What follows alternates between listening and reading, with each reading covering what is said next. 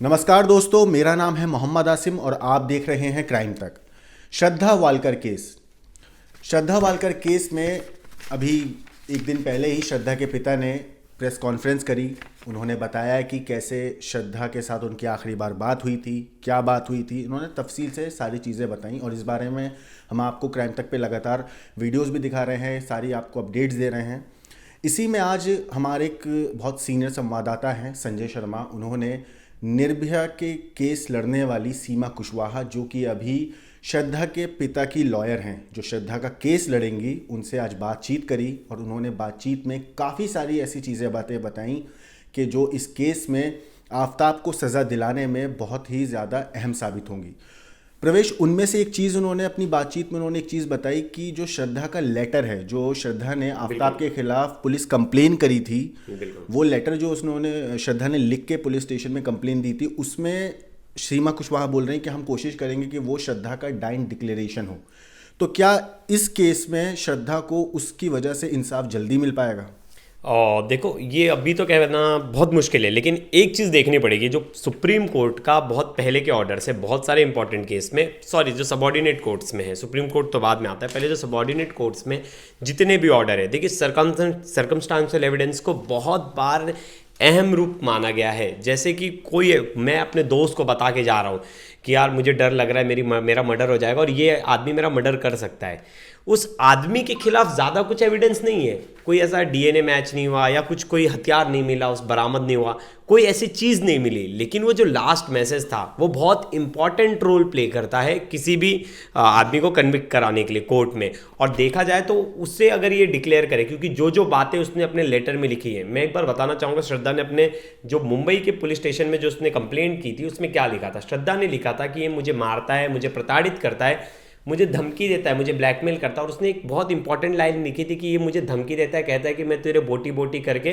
तुझे टुकड़े करके फेंक दूंगा, जो कि जैसा उसने बोला था वैसी चीजें ही हुई हैं कुछ महीने के बाद कुछ महीने के बाद। और श्रद्धा के पिताजी का आज इंटरव्यू हुआ, हमारे एक संवाददाता अरविंद ओझा जी ने उनका इंटरव्यू किया, जिसमें श्रद्धा के पिता भी बोल रहे थे कि पुलिस अगर उस टाइम पे एक्शन ले लेती तो ये चीज़ें टल जाती थी। तो ये लॉ एंड ऑर्डर की ही गलती है जिसके शिकार मेरी बेटी हुई है।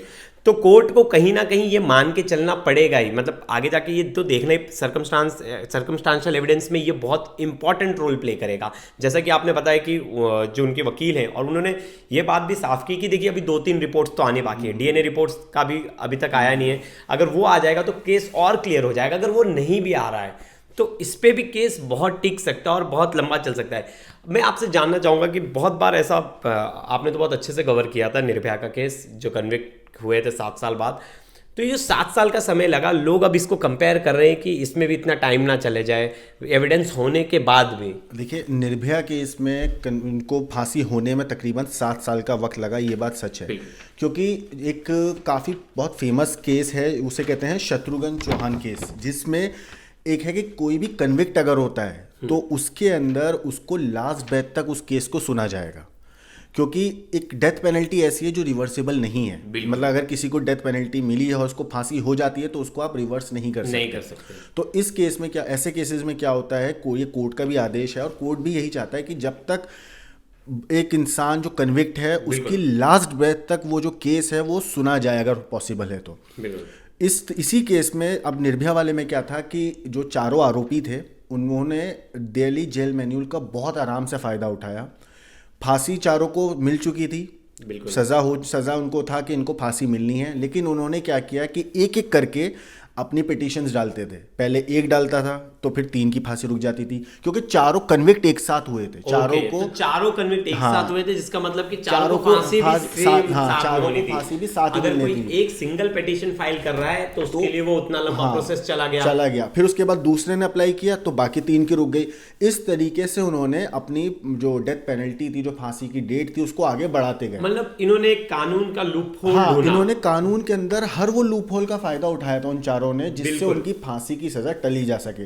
सेम इस केस में भी ऐसा ना हो, इसके लिए अब क्या हो रहा है कि श्रद्धा वालकर केस में अभी तक उसका सिर नहीं मिला है श्रद्धा बिल्कुल। का, उसकी वो आरी नहीं मिली है, आरी नहीं मिली जहाँ से उसने टुकड़े करे। हालांकि आफ्ताब तो जैसा प्रवेश वो कबूल तो कर रहा है कि मैंने श्रद्धा को मारा और उसके टुकड़े करके महरौली के जंगल में और अलग अलग जगह पे फेंक दिए।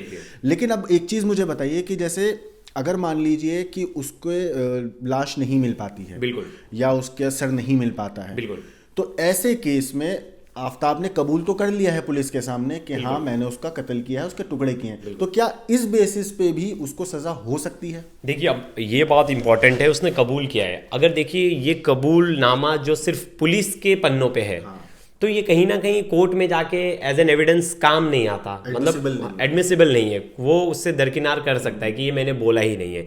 अगर मजिस्ट्रेट के सामने जाके खुद गवाही करता है, मुझे अभी भी याद है निर्भया के केस में बहुत इंपॉर्टेंट चीज़ थी कि सिंगापुर में मजिस्ट्रेट के सामने उनका लास्ट बयान हो चुका था, जिसमें उन्होंने अपने इनके चारों के बारे में बता दिया था। ये ऐसे लोग हैं जिनका फोटो दिखाया था, बताया था कि ये कल्प्रिट से इनके साथ हुए। तो जो लास्ट बयान था मजिस्ट्रेट के सामने हो गया था, अगर वो नहीं होता तो निर्भया के केस में भी प्रॉब्लम आ सकती थी कि यही थे, इनकी शिनाख्त कौन करे, अपनी डेथ से पहले हाँ पूरा बयान अपना दे दिया। हाँ, लेकिन यहाँ जो लेटर है इसको भी हम बयान के रूप में देख सकते हैं, क्योंकि ये एक जुडिशियल फॉर्म, मतलब पुलिस के पास ही दिया गया है। मतलब ऐसा नहीं है कि किसी अपने माता पिता को लिखा है या किसी अपने बहन भाई को लिखा है, ये उसने लेटर डायरेक्ट अपने पुलिस को लिखा है डायरेक्ट। अब इसमें एक चीज मैं आपको बताऊं, जैसे अभी नार्को टेस्ट हुआ था, इसका पॉलीग्राफी टेस्ट हुआ, सारे टेस्ट हुए, उसमें भी आफ्ताब ने कबूल किया कि हाँ मैंने श्रद्धा को मारा है और श्रद्धा को कत्ल मैंने किया, उसने कबूल करी है। लेकिन ये चीज भी कोर्ट में एडमिसिबल नहीं हो सकती। हाँ, मगर जो एविडेंस है उसको कहीं ना कहीं आप इस तरीके से, वकील जो लॉयर हैं वो कहीं ना कहीं ये चीज दिखा सकते हैं कि हाँ देखिए इसने कबूल किया था और हमने उसी डायरेक्शन में फिर तलाश करी और हमें ये सबूत मिले, तब जाके वो फायदा, उस टेस्ट का इसमें तब जाके फायदा हो सकता है। लेकिन इसमें भी एक बहुत इंपॉर्टेंट बात है, बहुत बार इसका फायदा उठाते हैं। देखिए मैं बताना चाहूंगा आपको आसिम भाई, जब अगर बात आएगी एविडेंस की, तो जो छोटे छोटे एविडेंस है, जैसे फ्रिज की बात हो रही है, किचन में धब्बे की बात हो रही है, जब तक एक प्रॉपर डीएनए रिपोर्ट नहीं आएगी ना, ये एविडेंस जो समझ ले। चावला केस जो हुआ था उसका जैसा हाल, क्योंकि उसमें तो पता था कि इन लोगों ने अपराध किया है, कन्विक्ट, उन्हें सजा भी मिल गई थी, लेकिन मतलब वहां पुलिस ने जो गलतियां की थी, लेकिन इस केस में वो गलतियां नहीं है। क्योंकि देखिए जैसा कहा जाता है, जो डीएनए सैंपलिंग ली जाती है उसको ज्यादा दिन तक नहीं रखे। जो सीमेन के वो थे सैंपल्स थे वो तुरंत भेज देने चाहिए थे, जिन्हें उन्होंने 1 हफ्ते तक कारखाने में रख के सड़ा दिया था। देखिए बोन्स की बात अलग है, बोन्स को आप कितने दिन भी रखिए, उनके डीएनए मैच होने होंगे तो हो जाएंगे, नहीं होना होगा तो नहीं होगा, तो वो उसकी बात अलग है, क्योंकि इन्होंने कारखाने में डीएनए। लेकिन अगर कोई खून का धब्बा मिल रहा है, कुछ ऐसी चीज मिल रही है, तो उसको फौरन फॉरेंसिक लैब की तरफ भेजना चाहिए। आपको मैं एक चीज बताऊं, सीमा कुशवाहा ने अपने इंटरव्यू में भी ये बात बोली कि जब निर्भया केस हुआ था तो करीब 18 महीने तक उन्हें सुप्रीम कोर्ट के चक्कर लगाने पड़े थे अपना केस लिस्टिंग कराने के लिए, और वहां से ये जवाब आता था कि अभी ऑलरेडी पेंडिंग केसेस बहुत हैं, पहले उनका नंबर आएगा फिर आपका होगा। तो ऐसे केसेस में अगर फास्ट ट्रैक कोर्ट भी बनता है ना, तो फास्ट ट्रैक कोर्ट में भी कभी बहुत लंबा वक्त लग जाता है। वो लोगों के लिए लगता है कि फास्ट ट्रैक कोर्ट, लेकिन फास्ट ट्रैक कर दिया है, फास्ट ट्रैक में भी बहुत लंबा टाइम लगता है, प्रोसेस है, आपका नंबर कब आता है। हाँ एग्जैक्टली। अब इसके अंदर कहीं ना कहीं सीमा कुशवाहा उन्होंने बहुत लंबी लड़ाई लड़ी और उसके बाद निर्भया के परिवार को, निर्भया को इंसाफ दिलाया। अब इस केस में अगर अब अभी हम श्रद्धा केस की बात करें, तो कौन से ऐसे सबूत होंगे जिसका फायदा इनको, मतलब श्रद्धा के फादर की जो वकील हैं उनको मिलेगा और आफ्ताब को जल्द से जल्द सजा मिल सकेगी? देखिए पहला जो स्ट्रॉन्ग एविडेंस की बात करते हैं, पहला जो स्ट्रॉन्ग एविडेंस है कि आखिरी बार श्रद्धा किसके साथ थी, तो आफ्ताब के पास थी। एविडेंस 1 कि मतलब आफ्ताब के बाद, आफ्ताब उसके बाद में उसकी कोई हाँ, श्रद्धा मिसिंग है। मिसिंग कब से? आफ्ताब के बाद से मिसिंग है। कंप्लेंट किसने कराई? श्रद्धा के पिता ने।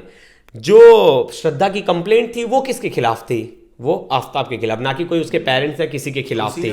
बिल्कुल। श्रद्धा के अकाउंट्स में जो पैसे थे वो ट्रांसफर किसने किए अपने अकाउंट्स में? मोबाइल लोकेशन कहाँ की थी श्रद्धा की?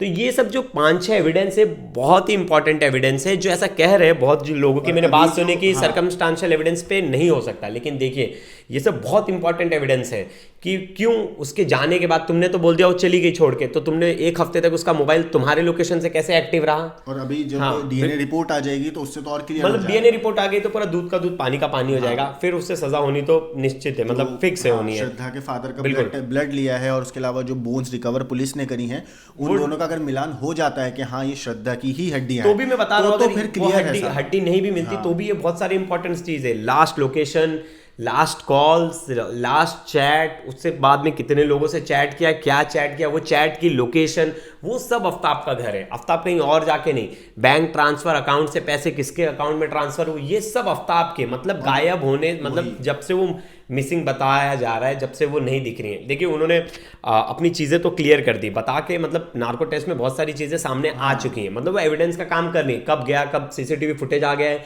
जो 3 बजे ये जाता था फेंकने और 3 वापस घर आता था। तो ऐसे बहुत सारे एविडेंस है जो कि इस केस को स्ट्रांग बनाते हैं। हाँ फिलहाल अगर ये एविडेंस भी मिल जाए, मगर तो पूरी तरीके से पक्का हो जाएगा, कि आफ्ताब को सख्त से सख्त सजा ही मिलेगी और हो सकता है फांसी की ही सजा आपको। लेकिन देखिए इसने ना एक दिमाग लगाया, इसने केस में एक बहुत, जो एडवोकेट्स हैं वो तो बताते हैं अपने उनको बचाने के लिए, इसने एक दिमाग लगाया। इसने कोर्ट में जो कि बातचीत में जब बोला गया तो इसने खुद से वो कर लिया कि हीट ऑफ द मोमेंट था, उसे पता है कि अगर मैं बोल दूंगा, जो 6 महीने मतलब कत्ल करने के बाद जो 6 महीने का टाइम गैप लिया ना, उसमें उसने पूरी प्लानिंग करके रखी कि अगर मैं क्योंकि इसको पता था कि आज नहीं तो कल मैं पकड़ा कभी ना कभी तो पकड़ा जाऊंगा, तो इसने उस टाइम पीरियड में पूरी तैयारी करके रखी एक तरीके से कि किन किन चीजों से मैं बच सकता हूँ और कैसे कैसे मैं इस चीज में आगे। और उसने देखिए क्यों कहा हिट ऑफ द मोमेंट। अगर वो हिट ऑफ द मोमेंट कहता कि मतलब गुस्से में आकर उसने ऐसा कुछ कर दिया है तो ये रेयर ऑफ रेयरेस्ट में नहीं बैठता, तो इसमें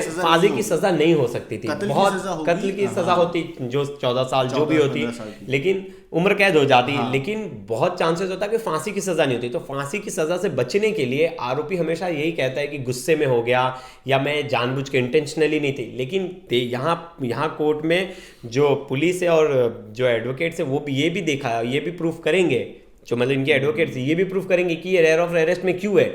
6 महीने आप प्लानिंग करते हो, आप टुकड़े करते हो, आप उसको ठिकाने लगाते हो, आप पुलिस को गुमराह करते हो, पेरेंट्स को गुमराह करते हो, मतलब आप अगर रेयर, क्योंकि जब अगर आपको गिल्ट था तो आप पहुंच जाते पुलिस के पास, बता देते। श्रद्धा के फादर से जब आफ्ताब की लास्ट टाइम बात हुई थी तो उस टाइम पे भी आफ्ताब ने बोला था कि वो मुझे छोड़ के चली गई, मुझे नहीं पता वो कहाँ है। लेकिन बाद में जब पुलिस स्टेशन के अंदर श्रद्धा के फादर से उसकी दिल्ली के अंदर मुलाकात हुई आफ्ताब की, जब पुलिस ने मिलवाया, दोनों को एक दूसरे से मिलाया गया, तो उस टाइम पे आफ्ताब ने बोला, पुलिस वाले ने बोला कि बताओ क्या हुआ था श्रद्धा के फादर के सामने, तो उस टाइम पे आफ्ताब ने खुद बोला कि श्रद्धा इज नो मोर। बिल्कुल एग्जैक्टली उसके यही वर्ड्स थे, श्रद्धा इज नो मोर, जो चीज़ उनके फादर ने हम लोगों को इंटरव्यू में भी बताया है, प्रेस कॉन्फ्रेंस में भी ये चीज़ का जिक्र किया कि आखिरी बार उसे भी पता है, उसने ये चीज़ बोली, उसे भी आसिम पता है कि किनके सामने क्या चीज़ मतलब उगलनी है, किनके सामने नहीं बोलना है। वो कोर्ट में जाता है तो चुप हो जाता है, जब पुलिस स्टेशन में होता है तो पूरी बात करता है।